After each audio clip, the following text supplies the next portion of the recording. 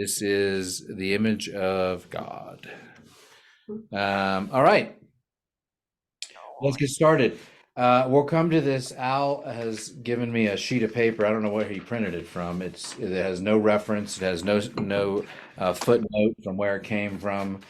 In my world, when you get things like this, you're like, sounds like something you might have written yourself, and they're trying to pass it off as a controversial view. No, it says evolutionary presuppositions have tragic effects on Christian anthropology, and it says the study of humanity, which is funny because I wouldn't say anthropology is the study of humanity. I would say anthropology is the study of a people group, in particular. Sociology, I think, studies humanity. I mean, it is technically the study of humans and the way they organize. But if mankind has evolved the characteristic capacities for dominion and relationship that make us function as God's image bearers, then our greatest need is to continue evolving such capacity that is ultimately seen in the example of Jesus Christ. And so what they've done is they're saying, if in fact we are an evolutionary species, then we should be evolving towards Christ. I wouldn't necessarily not argue with that. I would say that I don't think that the idea that God created through evolution really has any bearing on human, or on anthropology and who we are as humans, because there's a category of something called theistic evolution that says God used the evolutionary process to create the world and create the animals and create everything in the and this is where I would side with it, even to the extent of creating now it's Jim, it's still not there. Looks like it's just you, Cam. I don't know what's going on. Maybe there's a button on the camera you got to turn on or something. But that God created us to the point where that Adam and Eve came on the scene in a supernatural way. And so the whole notion of the Garden of Eden, you have to say, well, if the Garden of Eden existed, what existed outside that garden? I would argue the fallen world, not the fallen world, but a material world that experiences death. Death was a part of the world as it was known. In the Garden of Eden, you had Adam and Eve in an isolated bubble, essentially. And now there's two ways to view that. One is that the Garden of Eden was everything and all the world was in it and all the animals were in it, and there's that, but the biblical record says they were kicked out and they were prevented from re-entering. So that does set some understanding of boundaries, but also permeable boundaries. Otherwise, it was you're kicked out, you can't get back in, you just don't even have the key anymore. The very notion that there were guards out front say that this is a permeable, like that Adam and Eve could have waltzed back in, perhaps, or snuck back in, or climbed over the fence. I don't know, but that then they existed in this world of death. And so, but by preserving that creation of that supernatural world where God dwelled, and some would say, taking through the Bible, that's on Mount Sinai, where God encountered Moses, or that is where Jacob saw the ladder going to heaven. That was like a vision of a portal, not a porthole, a portal, that where the angels or angelic celestial beings go up and down the ladder. And so the idea that they're and what all of these things represent is a human effort to understand the relationship between the divine, that which is not created, and us, that which is created, and the relationship we have between that. So Jim, can you hear? Or are you just not? You're we can hear. Okay. We can't see you, so if you need to say or have a question, just barge in, okay? Yeah.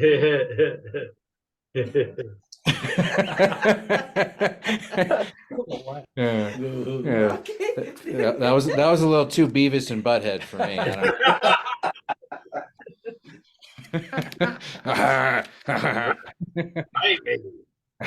Cornelio. So can I ask you a question then? Are you saying then that Adam and Eve were in kind of a special realm and the rest of the world existed, maybe our world that we know existed on the outside of that? Yes, I mean, I'm saying that that is a valid view because of the fact that the Garden of Eden was something that was separated. We have record of God walking in the Garden of Eden. And the other thing I would say is we don't know how long Adam and Eve and God, oftentimes in our Christian theology, we present it kind of like Adam and Eve were there. The next day they were naming animals and there was some gardening going on, and then God appeared and said, "Don't eat of the tree." And then like 2 days later, they've sinned. So what we don't have is the concept of when we look at the creation account, there's an account where it says God created them male and female in the image of God, God created them. And the other one says God created Adam out of the ground.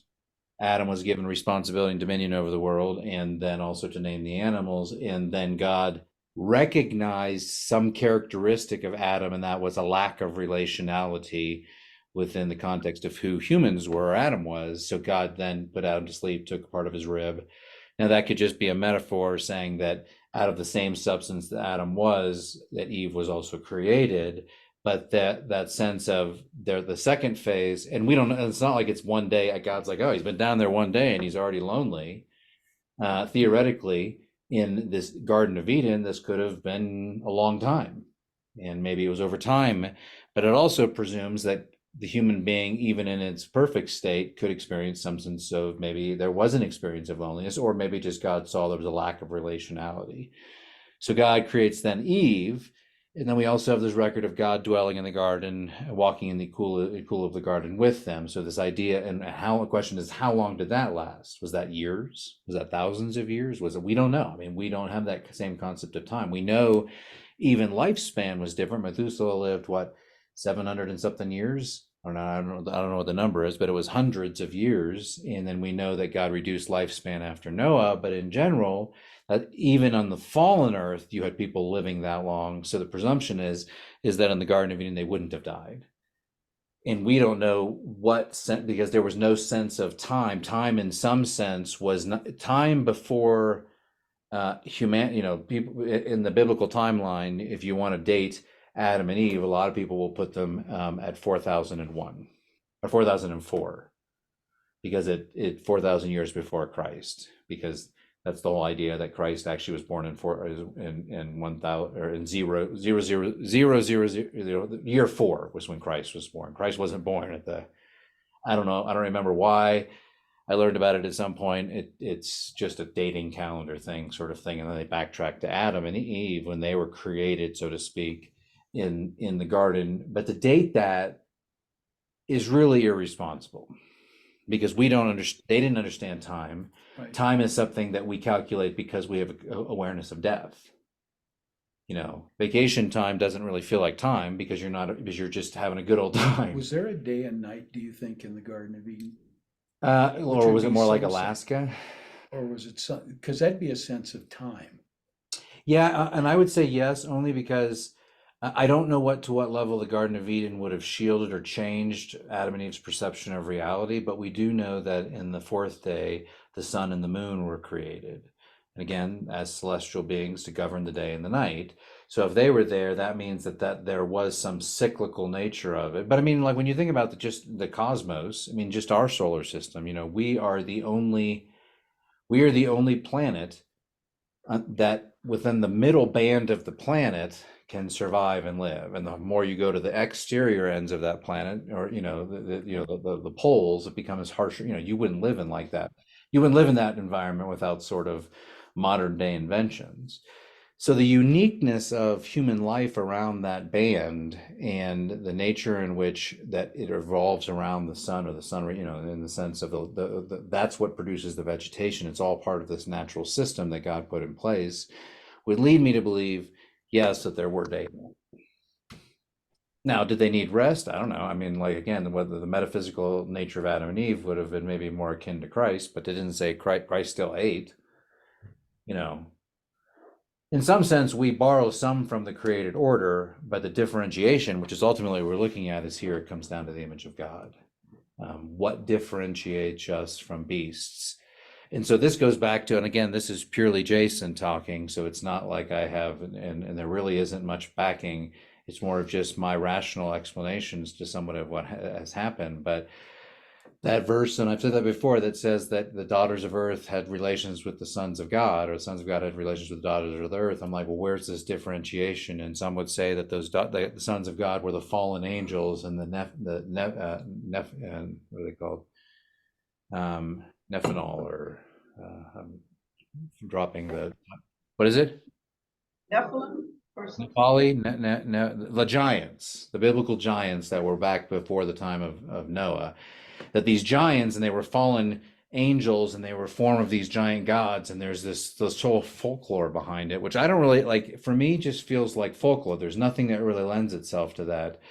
And what does make sense to me, if you look at it from that evolutionary sense, is, our science tells us today that we share a lot in common with chimpanzees, just a few chromosomes different. I think that that's not insignificant. They are creatures with thumbs. They are creatures with similar capacities, similar civilization. But I do think, and so I personally, if you pushed me into a corner and said, if you had to take a guess at it, I would say that monkeys did evolve to some Neanderthal people, some humanoids, something that resembles who we are, but those that they did not have the rationale, they didn't have the image of God. So they were much more like the beasts of the earth, with developed brains for not rational thought, for mechanical, for functional, and what capacities they had in relation to us. And then when Adam and Eve were kicked out of the garden, the sons of God, meaning those that all come from the line of those who bear the image of God, and the daughters of earth, those who don't, who are part of that evolutionary process, commingled. And then you have the even the further reduction of some of these things we're going to talk about that characterize as the image of God in humanity. And we have seen several thousand years of those evolving. And then when the onset of the Pentecost comes and the Holy Spirit dwells in us, you see in the last 2,000 years, even more evolution. What about the giants on, what is it, Easter Island? Is it Easter Island with the big statues that carved out of rock of the giants? Yeah. And they go all into the ground. Mhm. That's just sort of. That's just good architecture. Okay. One other question. Yeah. In Hebrew, what does Adam mean in Hebrew? Does it have other meanings? It does. It means the Adam comes from the word Adamah, which means ground or earth. And so that's the play on words, is that Adam is named after dirt or earth. Do you think, I have a question, do you think Adam and Eve, there was a point in time, I mean, we've had all of this going on where, Do you? Where things have developed, but there was a point in time where man all of a sudden had a lot more knowledge. Now, would you think, was that the point of Adam and Eve? Because from the Neanderthal and many of those others, they really didn't have a knowledge. Then there was a point in civilization where man all of a sudden he had a bunch of knowledge. Yeah. How do you think that created? I think that comes from the supernatural intervention of God into creation, in the creation of the Garden of Eden and some figures of Adam and Eve. And I do, and I think outside the Garden of Eden, there probably were. I mean, again, I'm just guessing. This is, I'm more agnostic than I am confessional in this, but it makes what I have concocted makes way more sense to me than what the current theories out there are. And I'm not just drawing that up out of nothing. I'm looking at the passage and looking for places of congruence. And this is the problem with the church in general, is we often take things in isolation outside of the narrative or the story that it is. And so for me, Adam and Eve, maybe they weren't actual people in the same way we understand, but they were human. I think their makeup, their created order is their metaphysics are just different than ours. But yet they still resembled the created order. And I think that notion that they were created with the Adamic covenant to be fruitful and multiply is in part why they participate in the mammalian biology that we find in the rest of the created order. In other words, how babies are made in all mammals, that we're mammals, apes are mammals, that process for the creation. The difference is in humanity over apes or primates is that when we produce offspring, that offspring is also bears the capacities of the image of God, which is what makes humanity unique to itself. Well, let's look at it. What we're going to do today is I want to make a couple of introductory comments. I want to look at biblical sources. We have, I don't know, maybe a dozen verses here that we're going to look up, and I'll shout those out when the time comes. And then I want to talk about the difference between image and likeness, which we've done before. And then I want to look at three views, which are the dominant views in theology, and then I want to ask some of the implications, which comes down to this. And obviously, we don't really know whether evolution happened or didn't happen, and we don't know really what the image of God is in us. These are all just us taking our best guesses. But I'll draw into history a little bit and pull some of those out. And Denny, I just realized I didn't pray for your anniversary of your mom's death. I don't know what happened. I wrote it down right there and I forgot. So I will. It's not till June 11th. Okay, well, remind us closer to that time again. Okay. I wouldn't even. That's a Monday, I think. Jim and Glenda, you didn't have anything we needed to pray for, did you? Yes, we do actually. Oh, My sister-in-law, they discovered a brain lesion, and she's going in for testing. There's no cancer in the rest of the body, but they're going to find out on Monday. So praying for good results. No matter what, she'll probably have to go in and get an operation. do you want that? Do you want that added to the prayer list for Yes, please. Kim Walker. Kim Walker? Kim. That's his twin brother's wife, so it's, Kim with a K. yeah. Kim. That's what I thought he said. One Kim off, one Kim Yeah, we're on. taking one Kim off and putting another Kim on. Okay. So you often will hear me say this, the Imago Dei, and that's just Latin for the image of God. It is for many throughout the history of the church the essential thing that makes humanity different. Some would argue that that's a soul, and that the soul is somehow tied into that. Some would differentiate the soul from the image, but at the core of it, across the board, it is agreed upon that whatever the image of God is in humanity is that which makes us different from the rest of the created order. There's something unique, and there are some animal rights folks who will try to argue that we're not that different from dogs or cats or animals, but I would argue that we are vastly different. Every animal outside of, and we'll do this exercise at the end, and it's kind of self-evident, but through Christian history and theology, every comparable expression of what the image of God is, almost, I went through them, other than I would argue emotions and relationality. And we'll talk about relationality because that comes in there are levels of relationality. But in other words, the rationality is something that humans have, that animals are not rational. A morality, a sense of right and wrong, humans have this, animals do not. Emotions, I think that's a category. Do animals experience emotions? I think that that's a debatable issue, and it may be in terms of qualifying. Does Louis experience sadness, or does he experience anger? Or is he purely an instinctual creature that doesn't actually have the emotion attached with the response? Do dogs experience love? We cuddle with dogs and we feel loved by dogs and we love dogs. Just because we feel that doesn't necessarily mean that the dog is experiencing that same sentiment. The dog may just be like, oh, dogs all lay around in a big ball and a big dog pile, as they call them. And they don't mind that because they're instinctually programmed to not mind people sleeping on top of them. Well, when we cuddle with a dog and and Carrie's like, get away from me, Al, I don't want to cuddle with you tonight. And then he's like, oh, if I had a dog I could cuddle with and the dog's not rejecting me, the dog must like cuddling. Well, that's not necessarily true. That's an instinctual thing. So sometimes we ascribe these characteristics to dogs. We anthropomorphize dogs or cats. I mean, I think dogs are probably the best example. that in a way that is really not what's happening. It's just our projection of human characteristics or traits onto animals. Do animals? I don't know, Jason. What's that? Dogs know right from wrong. Do When they do something wrong, they know it. Or are they creatures that are that have behavior traits that are steered towards pain and pleasure? No, because I would dispute what you're saying Go for because there are studies of other animals. There's been a lot of research done on animal emotion and animal intelligence in recent years. Yeah. And for instance, elephants grieve.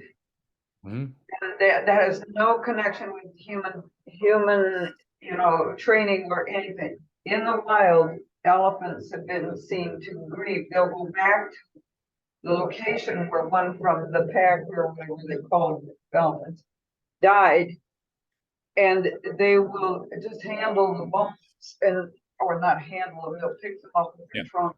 They're known to have kind of like a grieving ceremony. No. And Yeah. and horses too. There've been a lot of studies of horses that might be human interaction, but even in the wild, some animals have shown evidence of emotion. It is, and that's why I put a question mark there, because I think that there is some expression of emotion. Now, why those elephants go back again, does it resemble a trait that we ascribe from humanity to the elephant? We are, does the elephant like saying, "Oh, I lost my great grand elephant, 2 years ago, and I'm holding his bones." Is he going through this sense of loss or remorse or reoccurring grief? We don't know. We know that they do go back. In other words, I'm familiar with the studies you're talking about, and what I want, and I agree.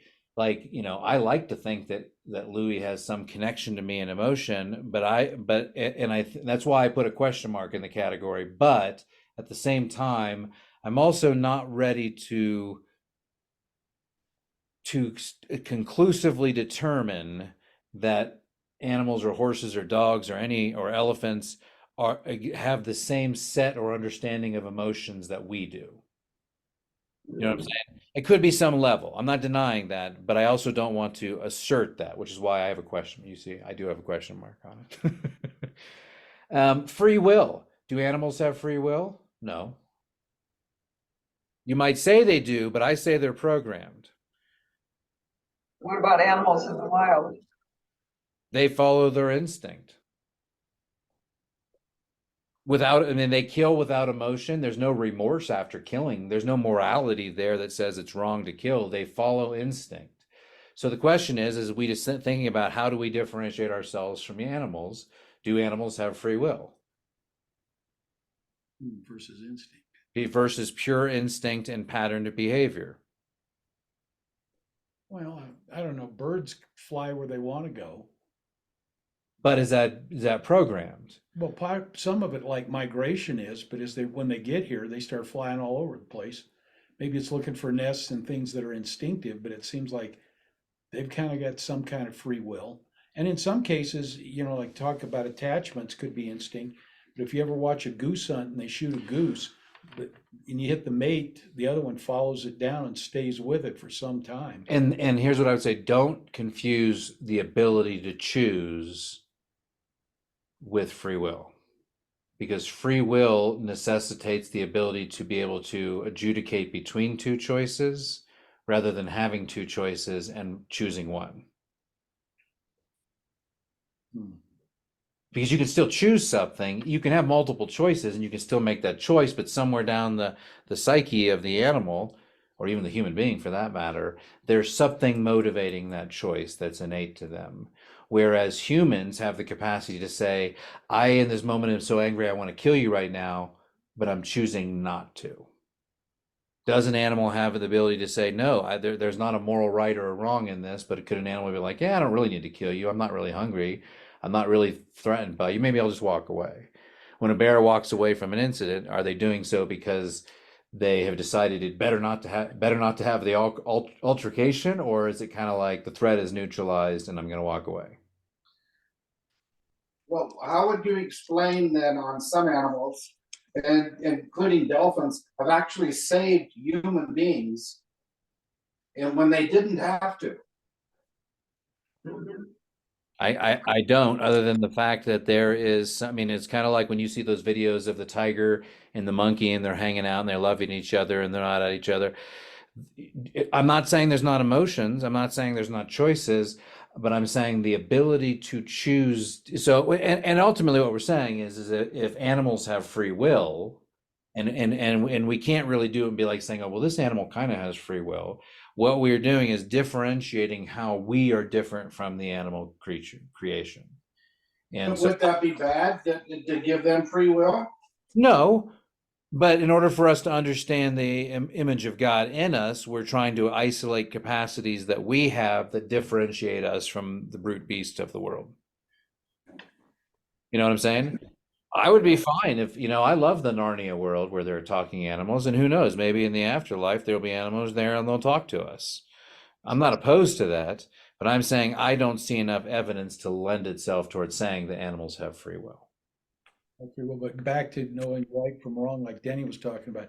You ever walk into a room, like a bedroom, and the dog is chewing your sock, and you go, "What are you doing?" And they put their head down and go, "Uh-oh." That's it. And if you walked into the room and said, "What are you doing?" they would wag their tail. Probably. And they would not recognize that what they're doing is problematic. Pat, are you trying to say something? No, Okay, no, I just saw your hand come up. I I'm wasn't moving. Sorry. not giving me any gestures or anything, right? Well, I think we've often underestimated the animal world, and when God created it, he said it was very good, and I think Mm-mm. No, he did. It was good. He said, okay, good, okay. Want to differentiate. We are very good. God is good. I mean, animals are good. We're very good. We got the very. So we're a little better than the animals, but I think, We're a heck of a lot better than the animals. well, Not all of us. not all of us. Yeah, that's good. Yeah. I'd like to err on the side of respect for animals and for their abilities, because they keep in learning more about them, about how intelligent they really are. Oh, and I'm not denying that. And animals are amazingly intelligent creatures, and I love dogs, but they, on their best day, will never create in the same way we do. Right. Which is actually another one. We are creative. Animals are not. And you can say animals are creative, but you know what? And I'm sure that there is some aspect of playfulness and creativity in them, but not in the production sense of creativity that we have been blessed with in terms of, I mean, look, we put people on the moon, and you have watches that you can video people with people around the world, and they have microchips in them that we can't even fathom how they're created.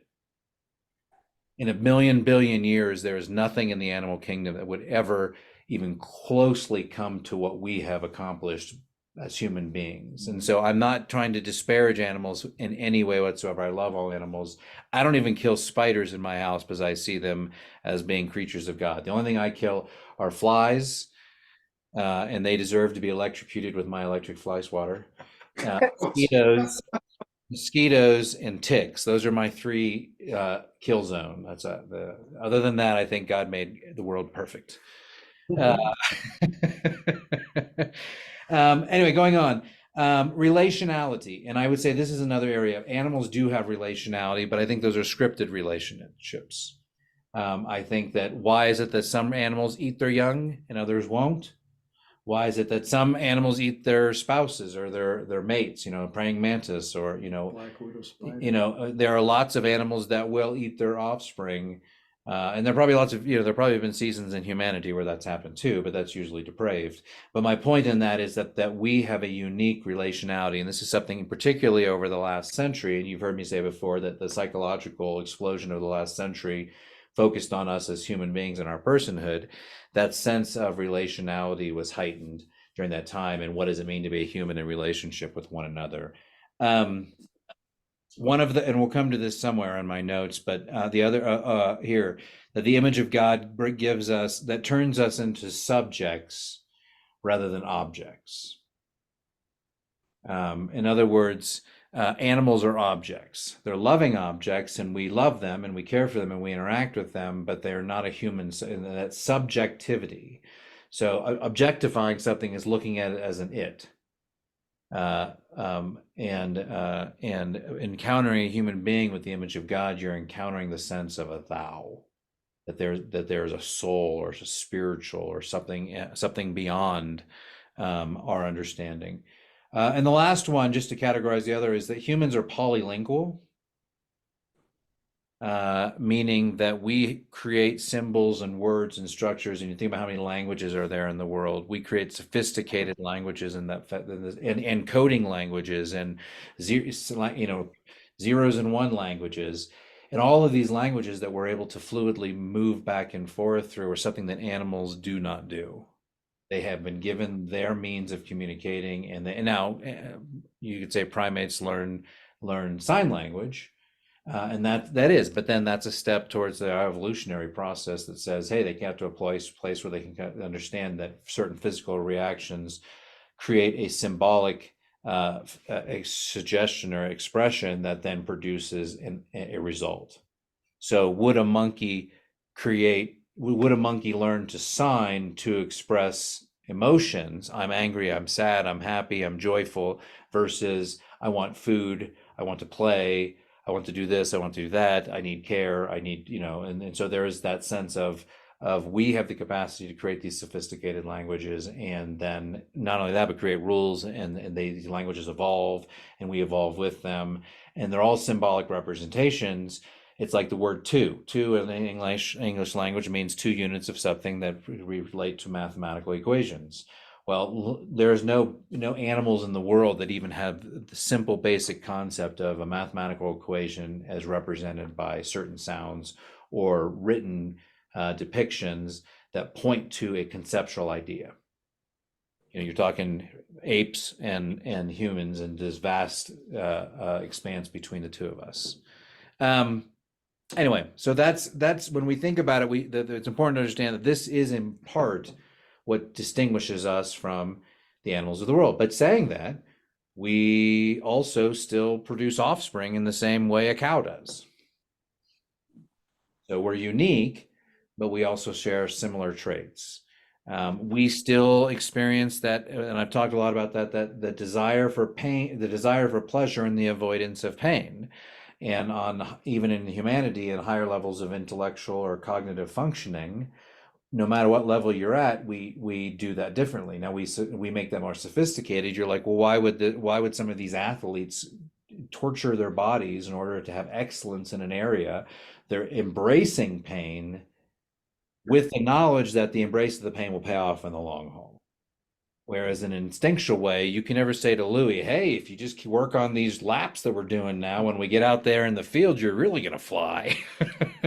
There's not that sense of progression. They just do what they do. And that's what I'm saying is I'm not trying to deny animals anything, but I'm trying to say we need to understand the relationship between animals and who we are, because that's one of the major distinctions through a creation. The doctrines are exclusive to Christianity and Judaism. We're going to read it in a second, but Genesis 1:27 is the first mention, and is really where much of our theology stems from. I do want to sort of throw out there, what does it mean to have an image of something? I wrote down 3 of the Merriam-Webster definitions. A visual representation of something. So when we say we're the image of God, are we a visual representation? And people throughout history have said, oh, you are. God must have arms and legs. We're visual representations. Well, then there have been challenges in that. Well, is man the image of God? No, it says male and female are in the image of God, and male and female have differences. So what does that boil down? Does that mean that males and females both have arms? So then God has the image? Well, what does that mean with someone who is born with a birth defect and doesn't have arms? So are they no longer in the image of God? So you can see, as you tease this out into a physical realm, you're like, well, it probably isn't necessarily physically expressed in the same way we would want it to. And when we desire, and went through the history of the church and human civilization, in Judaism prior to that, the conception of of the image of God as a physical characteristic or trait has been pretty much shot down again and again. It comes up, it gets shut down. And why? And really what that is that's a reversal of what should be happening. That is humans creating God in our image.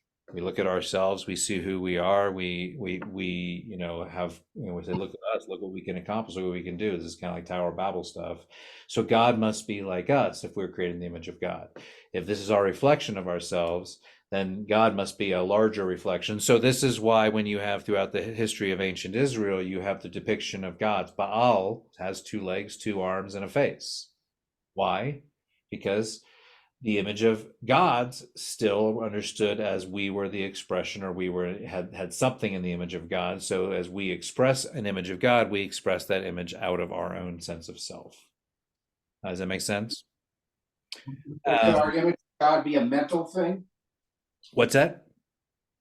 Could our image of God, being in the image of God, be more of a mental thing than a physical thing? Yes, well, that's exactly where we're going. It really is. It's God, and so for us to take our own physical makeup and project it on God is an error in the sense that we should be saying what are the attributes, and this is why we started with what are our attributes that are similar to animals, because if we say here's God and the divine up here, and here's us down here, and then here's the animals, we are not like these animals in this way. How are we like God, and how are we differentiated from God? And I wrote down, like, I mean, and honestly, the Bible doesn't help it, because the term anthropomorphism means taking human characteristics and expressing them on something that is non-human. It can happen with animals, it can happen with inanimate objects or the natural world, and it can happen with the divine. So as a consequence, we say that God has eyes in Amos 9:3. We say God has ears in Daniel 9:18, and there are other verses that lend themselves to these. I just chose one. We say God has hands in Isaiah 5:25. We say God has feet in Genesis 3:8 when he walked in the garden. We say God was a gardener, meaning he made the garden before Adam and Eve in Genesis 2:3 and 7 and 8. We say God speaks as if we speak with the tongue in Genesis 1:3. We say God listens in Exodus 16:12. We say God laughs in Psalm 2:4. We say God rejoices, having human emotion in Zephaniah 3:17. We say God's angry in 1 Chronicles 13:10. We say God's disgusted, or experiences disgust, another emotion, in Leviticus 20:23. We say God regrets, which again taps into that sense of human capacity and how we intersect with the divine. Jeremiah 42:10. We call God vengeful in Isaiah 1:24, and we say in multiple places, more than any other, some of these traits, that God is jealous. And one of those verses is Exodus 25. All of these are Old Testament expressions of who God is in Israel's expression or understanding of God. Now, does that mean that Israel understood God as a person? No. Sometimes we anthropomorphize things to create intimacy between that which is out there and seems huge and amorphous to our concrete world. And so by ascribing God feet, then we say, well, God can walk with us. I don't know what state God was in, what his embodiment God was in when God was in the cool of the evening walking in the garden. But who was it? I'm dropping the name of the theologian. John Scotus, I think, said that actually Christ wasn't the first incarnation. We often say Christ is the first incarnation, but we forget the passage where God walked in the garden with Adam and Eve. Well, was that a blob? Was that a spirit moving around, or was it God in some form of incarnated world in the garden? Now Christ is the first incarnation into the fallen world and incarnated into the fallen flesh with the fragility of life and the trajectory of death. But that doesn't mean that incarnation, if you think that Adam and Eve were actual beings living in a garden, then God was dwelling and walking with them and had been given the attribute of walking. Well, then perhaps God's first incarnation was in the garden before the fall. But in all, Question. yeah. Is it anthropomorphizing to say that God has emotion? Because how do we relate to him otherwise, unless he has love and patience and forbearance and all the qualities that the Bible gives to him. I would say yes and no. I think God has emotion. Yes. I mean, but I mean that's one of the things that is listed in the historical view of the image of God, that God has emotion. But I mean, like when you hear things like God is jealous and vengeful and angry and experiences disgust, I'm like, well, you know, God may be more like us than we have realized. But what happened then is in the new, and this is one of the biggest challenges that no one wants to talk about. You look at the Old Testament, you get all this anthropomorphism around God. You get in the New Testament, and you have that Hellenization that happened from about 200 years before Christ into the Christ time. The Greek influence of polytheism, of the perfectionism of who God is, of forms, that there are perfect forms out there that exist in the real world, and we are manifestations of those forms in this world. So there's always this perfect world out there, and therefore then we project, well, if God is bigger than us, God must be perfect. So God is all knowing, God is everywhere, God is all powerful. Well, those are traits that we see or we can draw from the Old Testament, but they weren't doctrines of the church, or they weren't doctrines of Judaism. God has the capacity to change. And in fact, in that notion of free will theism or open theism is an argument that God actually self-limits. Like God could have the capacity to be all knowing and all powerful and all and everywhere at one time, but that God, in God's knowledge of what is in the future, is self-limited and now is journeying. It's and journeying and changing as a person, as a being with us. Now, does that mean God changes? Well, no. Well, we have this verse that says God changes, never changes. He's the same yesterday, today, and tomorrow. But the capacity to change and to morph within oneself is still has integrity within. I mean, just because a caterpillar changes to a butterfly doesn't mean it lacks integrity. It changes, but it still has integrity to itself. So God can still have integrity to him or her or itself, their selves. I mean, but without, and can still change and morph and have capacity for that. We, though, as a Hellenized New Testament church expression of Judaism, turned Christianity, ascribe these perfect characteristics to God in the hopes to say, well, this is who God is, bigger than us. But that's a strong Greek notion that you don't find in the Old Testament. Can we go back to the Garden of Yeah, Eden for go a for it. second? Yeah. You think that the words are parsed that accurately that when they say God is walking with Adam and Eve, they could have said God is moving or journeying with Adam and Eve, indicating he could be a spirit moving Could be. with them. And when they say walking, that definitively walking to our understanding means We we put that on there. Yeah, absolutely. No, that's 100%. We don't know.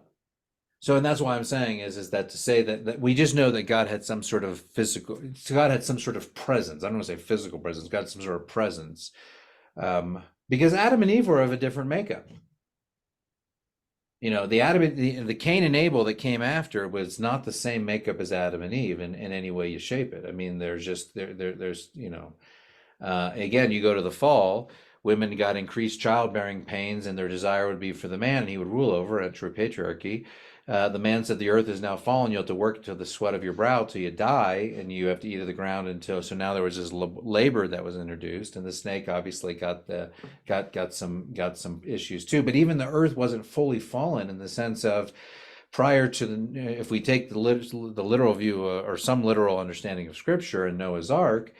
Prior to that, their animals didn't have animosity towards humanity.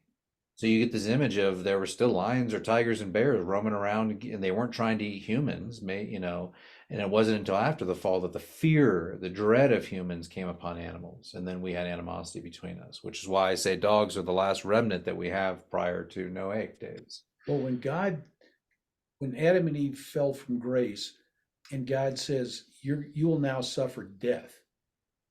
What was he feeling? And it's rhetorical, but it's kind of, was he ticked off that they God, failed? Because he's giving them one heck of a penalty. this ain't a timeout or anything. You will now die. That seems like that's a pretty harsh penalty, or sending locusts, all that sort of thing, that he goes, this isn't working. Yeah. And I'm going to flood the whole darn place out and start all over again. Well, and honestly, and this is That to me sounds a little bit like I'm anger. ticked. Yeah, oh yeah, and that's what I'm saying is that we have this Old Testament narrative where God's mad and God punishes and God destroys the earth, and yet and yet our modern day ethic would want to say, no, God is pure love, always love. God can never hate. God can never do anything evil. How can God do this? And I can't love God if God doesn't love in the way I think love is expressed. Well, it doesn't take much more. As we looked at the Old Testament last year, holy cow, you can't get through that thing without seeing God's vengeance. God chooses some over the other. Why? Some vessels, and it's right there in Scripture. Some vessels are created for wrath and destruction. And we are like, that doesn't seem very nice. Well, who are we to judge what God is doing? Again, why I'm a Reformed Christian, because you go back to the Reformed tradition, it's based in humility and in a reliance on the testimony of the Word. And when I see these things, I can't ignore them. But we live in a modern day context where, unfortunately, modern day evangelicalism brought us to a point where we started picking and choosing what the Scriptures say rather than taking them as a whole. And so, you were saying about God being only at the Garden of Eden, but he was several times in the Old Testament. I mean, he was in the burning bush, and he spoke to several different people. and you see that, I mean, God had interaction with Cain and Abel. We don't know where that went. We see God speaking to Noah in a very anthropomorphic way. God reveals some sense of who God is to Sarah, to Abraham, to Isaac, to Jacob, all the way, all the way to Moses, to the fullest expression, perhaps, in the Old Testament times after the fall in the burning bush, where God gives himself some claim of existence and a name. But this is the whole point of that presence. You go from the Garden of Eden, where that presence was close, and you have to sort of imagine that the image of God is what allowed us to even dwell with God in the garden in that way, and that was lost, and that was changed, and that presence was shifted. And so by the time, this is what makes God's dwelling in the Ark of the Covenant, then in the tabernacle, then in the temple, and then ultimately, like, I'm not going to just float around on the earth in certain spots. I'm going to actually dwell in your hearts. And this is the embodiment of the Holy Spirit. So if you understand through that presence type schema, it was intimate, away, sporadically coming down, dwelling in a location, build me a house. Now I'm going to just eliminate all of this, and I'm going to dwell in your hearts. I have a question, Jason. It's kind of something you might think about. When God did all these things, and the ways God's gone through all this, he almost, I can see why you might have become a gamer. It seems like God is a gamer. That's right. Now you've finally seen the light. Our work here is done. Good night, everyone.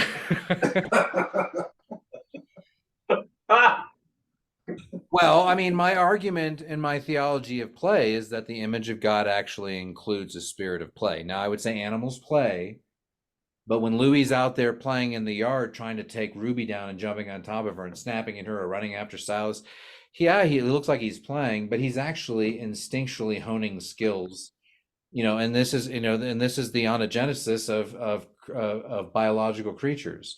I've said this before. Why does Louie, when running alongside Ruby or one of us or a bike, try to run and snap to the side? Because again, Malamutes were trained to take down polar bears.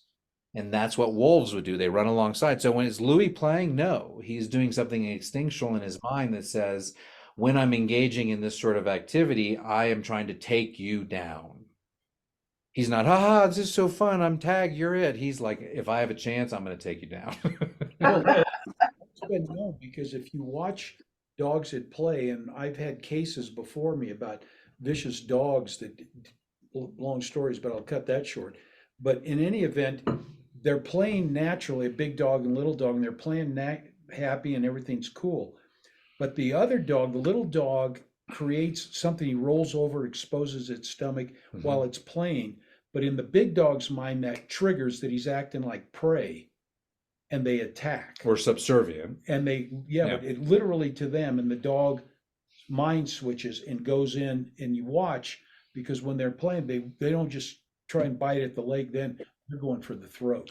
Well, that goes back to Caesar Milan, the dog whisperer. The reason he does what he does is he understands the psychology of the dog and doesn't or doesn't superimpose human rationality on a dog and how they operate. And that's the problem with dog ownership, is we make our dogs so human. We think that they think like us, whereas the reality is they don't.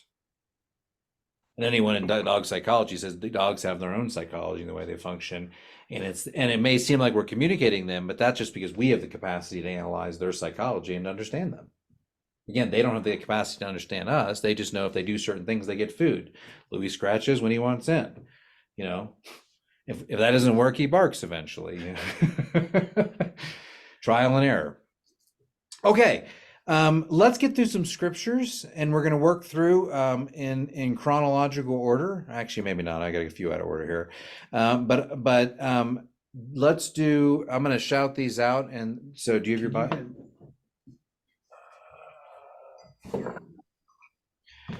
Carrie, you want to do Genesis 26 and 1, 26, 27? So Genesis 1, Al, Genesis 5, Glenda, Genesis 9. Denny, do you have a Bible with you?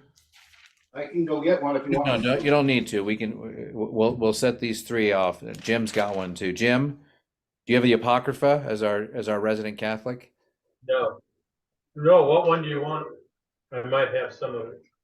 Well, I'm looking for the Wisdom of Solomon, if you have it. If not, I can go grab it from mine. So, Carrie, you got it? Yes. Genesis 1, 26 through 28. Okay. Then God said, let us make mankind in our image, in our likeness, so that they may rule over the fish in the sea and the birds in the sky, over the livestock and all the wild animals, and over all the creatures that move along the ground. So God created man in his own image. In the image of God, he created them. Male and female, he created them. God blessed them and said to them, be fruitful and increase in number. Fill the earth and subdue it. Rule over the fish in the sea and the birds of the sky, over everything, every living creature that moves on the ground. So there you go. In that verse, you have the basic foundation for much of what in that 127, the idea that image, but connected to that image is the fact that there's a dominion there, and not a domination. And this is the important part in Christian theology that we talk about. Dominion is not domination. Dominion is care for the garden, care for the creatures. When you name something, there's a sense of relationship there with the creatures. And so there are those within, unfortunately, I think probably more so evangelical Christianity would say we just get to do whatever we want to the earth because it's ours to have rule over and it's ours to do what we want with. And then there's the dominion school that says we've been given this responsibility to care for the very thing that we're in. And I think that responsibility or that care is more likely because you go back to the Garden of Eden and God wouldn't be like, just, drive your OHVs everywhere. Yeah, it's starting, and in 1 week they're coming. So I'm just kidding. I don't know OHVs. Along with the noise. Yeah, along with the noise. So yes, but that sense of we were created in God's image. So in other words, God put us there, and then there's this sense of God instilled that image in us. There was a bestowing of that image on, and then at the end of that is when God says it was very good. It was delight. In other words, it was something special, something, and you have to understand that in the sense of creation, does the created world express something of God's character or being? I don't know. It doesn't really claim. I mean, it's an expression of God. It's created out of nothing. Its existence. We have cosmos to the ends of farther than we can possibly imagine, but it doesn't reflect God in the same way. But then Adam and Eve were put on earth, and then in some way we reflect God. And so it's kind of like God, it's the same kinship we feel when we have children. They're an expression or image of us. You look at Judah, look at Silas, they look like me. They have my hands, they have my feet. You see your image in them. There's and that sense of even in the human pride of this is an extension of me. In that same way, we imagine God creating and saying, these creatures, these beings, I'm loving in a different way because I'm loving them in a way that they bear part of who I am on this created project. Fair? Okay, Genesis 5, 1 through 3.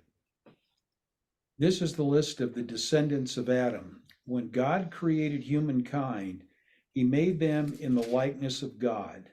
Male and female, he created them, and he blessed them, and he named them humankind when they were created. When Adam had lived 130 years, he became the father of a son in his likeness, according to his image, and named him Seth. There you go. So, and when that dating started, some would argue started, that's when 404 started, and that was the beginning of his fallenness. Or you're like, well, was it 130 years after? We have no record of children in the Garden of Eden. So there's some ambiguity, but this goes back to the whole view of Scripture that we've talked about all these years so much, that the idea that Scripture is not yes, is it inspired by God? Absolutely. Is it perfect? No. Why do we have two creation accounts? Why is it that Genesis 1 and Genesis 3 don't align themselves perfectly? Well, they come from different traditions, and at the time of compilation, there were two creation stories. They put them together. It's not worth, splitting hairs over it and trying to figure it out, other than the fact that there were two creation stories, and we believe that God is in both of them. But pointing to the genealogy, and I will say too that there are those throughout the history who the Genesis 1:27 mentions the image and likeness, and then 1:20, and then 5, 1 through 3, what Al just read mentions just likeness. And there was at times in history of the church where some people thought that the image was given to us in creation and the likeness was bestowed later. I don't really find enough ground or warrant for this, but it has been a perspective. Glenda, Genesis 9:6. Okay.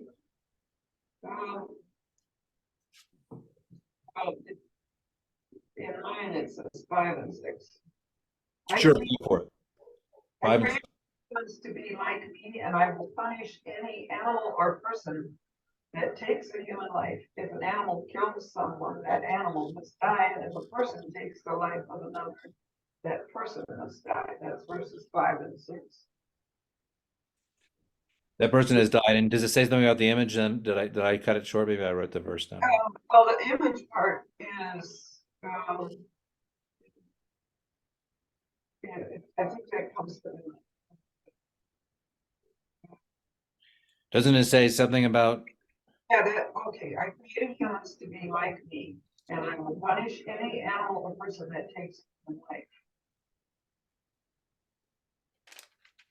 Will you look that up, Al, in the NRSV? This is the contemporary English version, so the wording is going to be a little different. Yeah, and I just want to make sure. What are we looking at? 9:6, Genesis 9:6. I just want to make sure I'm capturing.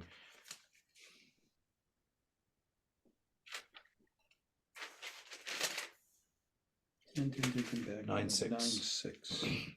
Just do 5 and 6, I guess. Yep, my glasses have been cleaned.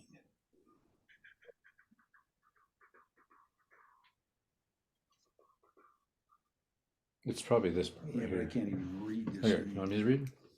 Yeah, hold on. See if yeah, you're gonna have to. All right, let me see. These things aren't working.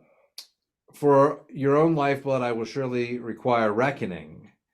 From every animal, I will require it, and from human beings, each one for the blood of another. In other words, if you take one life, you have to pay with your blood. I will require reckoning for human lives. Whoever sheds the blood of human, by a human shall that person's blood be shed. For in his own image God made humankind, and you, and then 7 is you be fruitful and multiply and abound in the earth and multiply in it. And so the idea is in that verse 6, for in his own image God made humankind. And that's the rationale at the very beginning of humanity, not to murder someone else. If you take blood, you're accountable for taking someone's life who bears God's image. And so from the onset of human civilization, that was a tenet, like you don't take someone's life. Jim, you got the Apocrypha? Do you have it there? I have the Book of Wisdom. Okay, so 2:23, and while you read that, it's about the intent of the original creation. Let me go grab my apocrypha. Go ahead, Jim. I'm working on it. Hold on. What do you say? It's For working. God formed man to be imperishable, the image of his own nature he made him. Read that again. For God formed man to be imperishable, the Yes. image of his own nature he made him. So yeah, so there you have in the Book of Wisdom, the intent of the original creation was immortality. You hear? I mean, did you hear that in that? It's like saying God created us to live forever. It was by rebelling against God that death was even entered into the world. The next one that I have is, and I'll just go ahead and read that and then Jim, do you have Second Esdras in yours? If you have Second Esdras, go to Second Esdras 8. I'm reading now from Syriac 17, and again, these are in the Apocrypha, but I think they're useful for instruction and learning. Verses 1-4. The Lord created human beings out of the earth, so again, the Adamah, and made them return to it again. So that again comes to our fragility. He gave them a fixed number of days, but granted them authority over everything on earth. He endowed them with strength like his own, and made them in his own image. He put the fear of them in all living beings, and gave them dominion over beasts and birds. Now, I would argue there's some mixed theology in there. This is more of a post-fall understanding of creation than actually which would probably create issues, which is why maybe as Protestants we don't go there. But Jim, what do you have in Second Esdras? Second Do you not have that? verse. 8:44. I may have it here before you. It's erased, Jim.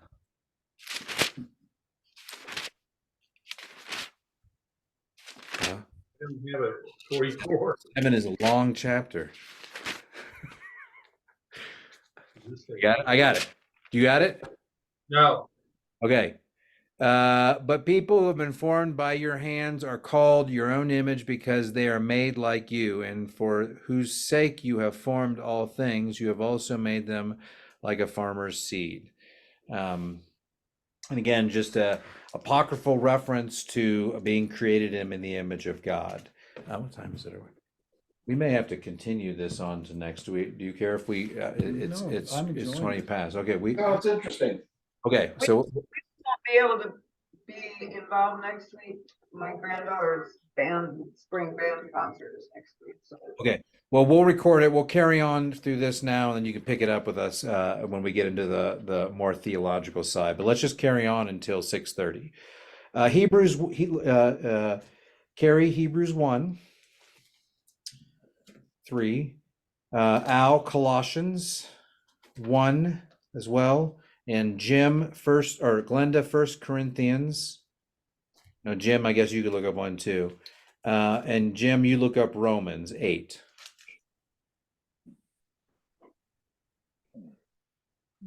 And I'll bring my Bible to class next week. No, that's okay. It doesn't make a difference as long as we all can hear. It's easier this way than Hebrews 1:3. Sorry. That's okay. Corinthians what? First Corinthians. You said 1 Corinthians? Yeah, we're. 11. 1 Corinthians 11. Okay. Colossians what? Colossians 1, and then put your finger in 3. Are you able to read now? Yep. Okay. Go for 1:3, The Son Carrie. is the radiance of God's glory and the exact representation of his being, sustaining all things by his powerful word. After he had provided purification for sins, he sat down at the right hand of the majesty in heaven. So Christ as the image of the Father. In other words, as we think about God, Yahweh, the Old Testament, we have Christ being the image of that, but we don't want to go down the slippery slope where we say that Christ is the physical image of God, because this is where the incarnation differs Christ from God. is that when Christ was incarnated, Christ took on the fallen flesh to be like us. But the attributes that made Christ in the image of God is part of what we're searching after. What is that image of God, and how does that image impact our understanding of who we are as disciples? Al, Colossians 1:13 through 15. 13 through 15. Here. 13, okay. He has rescued us from the power of darkness and transferred us to the kingdom of his beloved Son, in whom we have redemption, the forgiveness of sins. He is the image of the invisible God, the firstborn of all creation.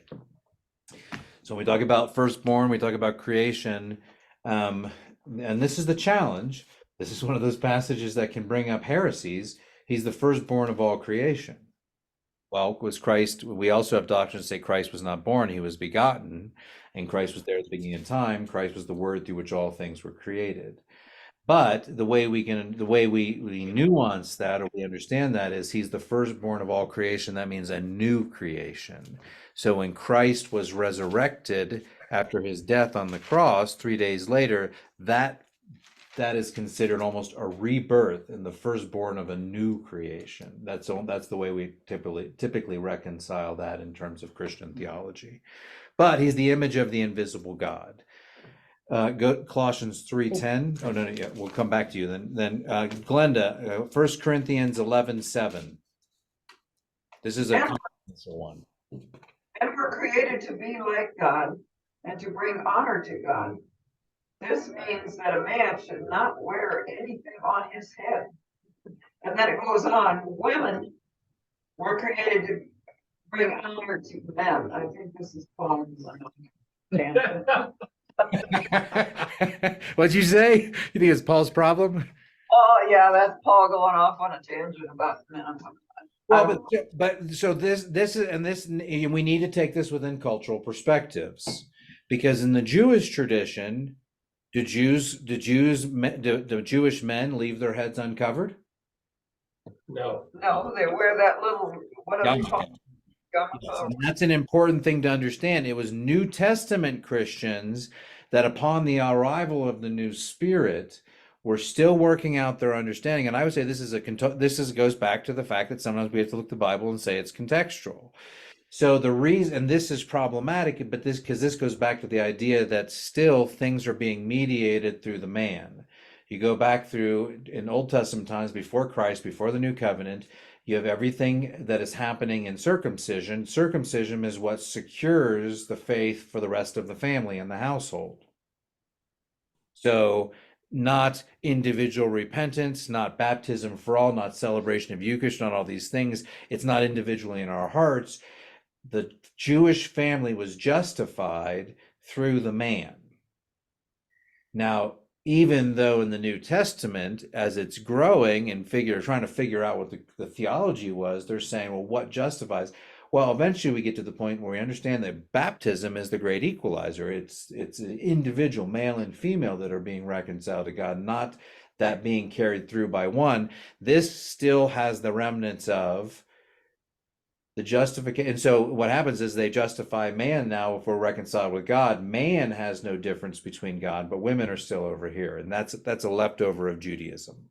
What was that last scripture that she read? 1 Corinthians 9 or 11. 1 Corinthians 11:7. Bless you. Thanks. That was coming. Al, Colossians 3:10. I'm just giving you all the verses that talk about image. So just to be clear. 3:10. 3:10. And have clothed yourselves. Well, this is a good one. Okay, so go back 3:10 right here. 3:10. Okay.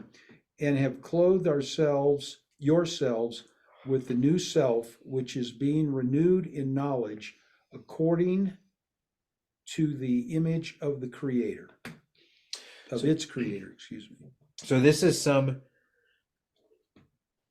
the idea behind this is that, and this is a very reformed idea, that in the fall, we lost the likeness, the righteousness, the morality, the purity. and we retained the image. But for Calvin and many reformers, they're developed and you see it hinted in Augustine, but you see it come to a full doctrine of depravity in Calvin in the Reformation, where that image was there, but it was marred. And this is that sense of total depravity. There's nothing about the image of God in us that wasn't depraved, but this passage in Colossians 3:10 says we're being renewed. And then when the advent of the Spirit came along, this is why now we had a moral compass in us. We had a sense of right and wrong that was innate in us. That's what makes people still be able to do good things and not be a believer or a Christian, because they still have the image of God in them saying, this feels right, this feels wrong. That's the Spirit leading them in that way. Even those who have not professed, we still hold that the Spirit still exists in and through us. But that idea of the renewal, we as Christians, we as disciples are trying to recover the fullness of that image, which says that that image is not just rationality or relationality or these attributes, but there's something that is a spiritual characteristic or capacity within the image of God that we're trying to recover. And some would say that that's that likeness, that holiness. We can never be perfect, but we're called to strive towards righteousness. We're called to strive towards holiness. And in doing so, we're recovering part of that original image and likeness that was given to us in the fall. Okay, we have 5 minutes. Romans, who had Romans? Anyone? Jim. Romans 8:29.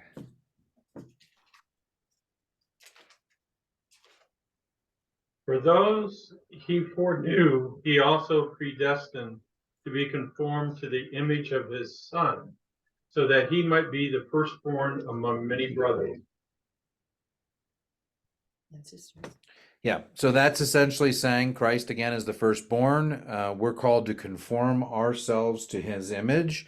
Part of that comes through suffering and denial of self. Therefore, we can be exalted in heaven as the followers of Christ who have denied our earthly existence for the sake of the heavenly existence that we've been given. But it's the idea that again that not only and this is where Reformed theology picks us up, and Calvin does as well, that predestination that says that before the world was even formed, we were predestined to be this. That there was always some aim or some goal that the human vessels, the human beings that live on this earth would be image bearers of God. And we lost that, and so our task now in this fallen world is to recover that. That's what discipleship is, us recovering God's image in us. Corinthians, Carrie, Corinthians 3, 2 Corinthians 3, Al, 2 Corinthians 4, and I got to give it, Glenda, I only have one more, but I'm going to give it to Jim because it's James 3:9. Yeah. Let it go. Just saying, we'll have the non-biblical name guy read from the non-biblical named book. All right. Never gets old for me. For 2 Corinthians 3:18.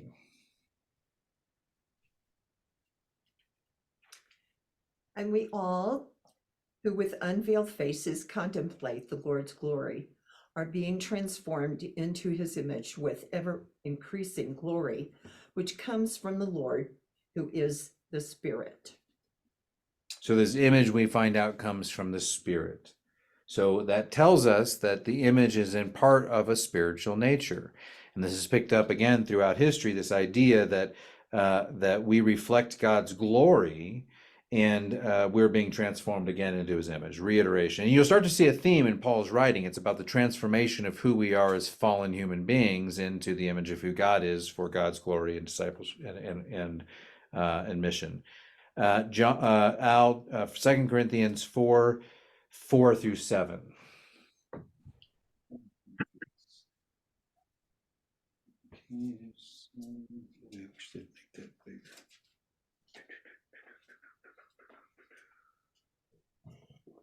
And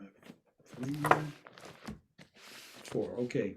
In their case, the God of this world has blinded the minds of the unbelievers to keep them from seeing the light of the gospel of the glory of Christ, who is the image of God.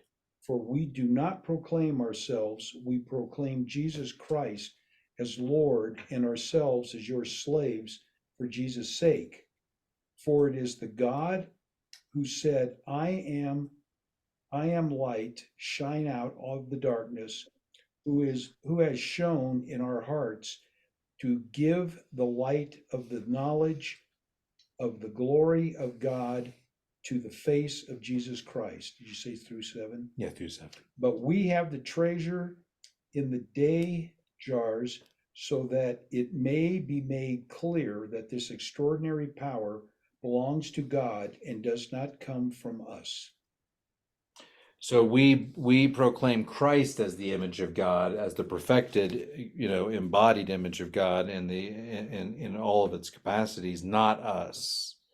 In other words, that we become servants to point to God's image in Christ, not the way we point. In other words, this is, and I guess the way I would interpret this, or if I had to preach on this, I would say the idolization or the celebrity status that many of our pastors and Christian leaders have had and claimed in our culture is saying, look at me, I'm the image of God, be like me, or I'm the ultimate, whereas they're supposed to be saying, look at Christ. And they're falsely and wrongly drawing attention to themselves.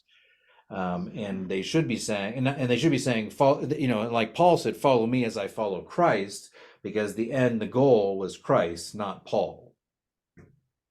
So again, just an ordering of our understanding of how God's image is portrayed to humanity. And finally, James 3:9. With it we bless the Lord and Father, and with it we curse human beings who are made in the likeness of God.